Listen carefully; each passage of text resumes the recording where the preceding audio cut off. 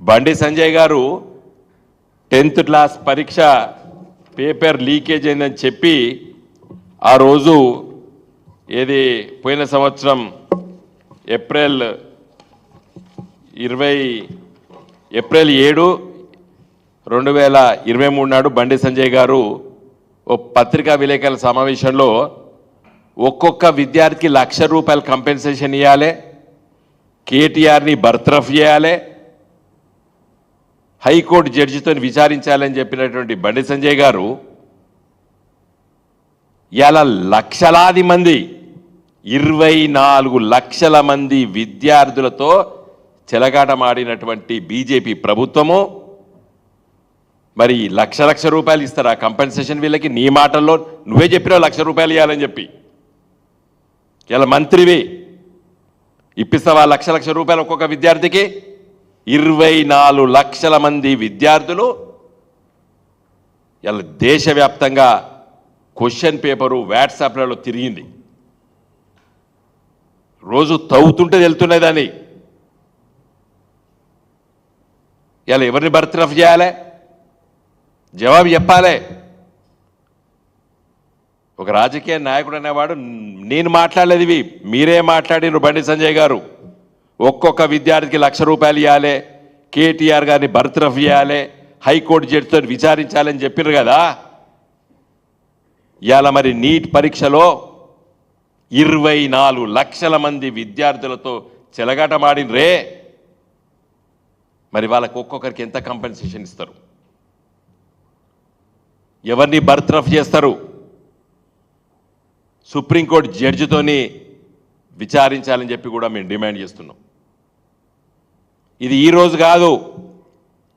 ఇలా medical college, Osmania medical college, Gandhi medical college ప్రొఫెసర్లతో నేను ఇంటరాక్ట్ అవుతున్నప్పుడు చెప్తున్నారు, ఉత్తర భారతదేశం నుంచి వెళ్ళి ఎంబీబీఎస్ పాస్ అయ్యి మా దగ్గర పీజీలో జాయిన్ అవుతున్నారు. పొట్ట తీర్స్తే అక్షరం వస్తలేదు. ఈ లీకేజీలు ఎన్ని సంవత్సరాలు జరిగినాయో అని చెప్పి అనుమానాన్ని వ్యక్తపరిచింది. ఇవాళ 720 మార్కులుంటాయి, 719 మార్కులు వచ్చినాయి. మరి మోడీ గారు ఏం పరిపాలన? 10 సంవత్సరాల పరిపాలన అంటే ఈ పరిపాలన జరిగింది. ఇవాళ మరి సుప్రీంకోర్టులో ఈడీ ఏమని చెప్పి విద్యార్థులు కోరుతున్నారు.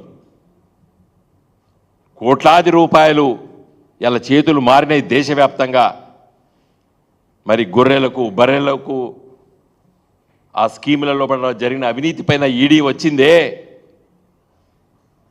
ఇలా ఎందుకు వేయలేదు మోడీ గారు ఈడీని? ఎందుకు వేయలేదు అని అడుగుతున్నాం. ఒక్కొక్క ప్రశ్న పత్రానికి 30 లక్షలు, 50 లక్షల రూపాయలు పోయినాయే. ఇలా పీజీ అడ్మిషన్ లోపట, ఆ ప్రైవేట్ యూనివర్సిటీస్ లోపట, లేకపోతే ప్రైవేట్ మెడికల్ కాలేజ్ లోపట ఇచ్చే డొనేషన్ కంటే చీప్గా క్వశ్చన్ పేపర్ దొరుకుతుందని చెప్పి డబ్బున్న వాళ్ళందరూ కూడా ఇవాళ ఈ కార్యక్రమం చేసినట్టు కూడా ఇవాళ పత్రికల్లో, ఒక ప్రముఖ దినపత్రికలో ఇవాళ చదవడం జరిగింది ఉదయం పూట. ఏం జరుగుతుంది ఈ దేశంలో? సుపరిపాలన అని చెప్పింది కదా బీజేపీ. ఇవాళనే మొదటి రోజు పార్లమెంటు. ఇవాళ చర్చించాలి. ప్రమాణ స్వీకారం కొత్త పార్లమెంట్ సభ్యులు అయిన తర్వాత దీనిపైన చర్చకు పట్టుబట్టాలని చెప్పి నేను ప్రతిపక్ష పార్టీ నాయకులను అడుగుతున్నాను.